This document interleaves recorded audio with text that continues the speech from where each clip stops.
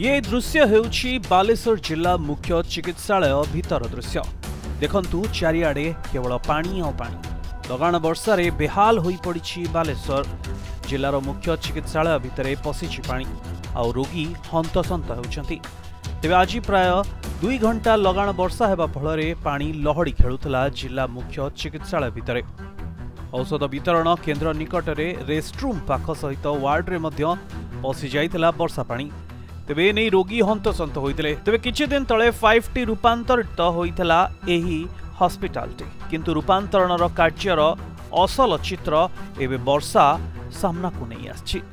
तेबे एथिरे केते टंका जे अपव्यवहार होइछि एवं वास्तव में काहेकि ठीक से काम करा जाय नाही, ए नहीं तदंतर आवश्यकता अछि। बालेश्वरରୁ प्रदीप कुमार बेरांक रिपोर्ट, प्रतिदिन टीवी।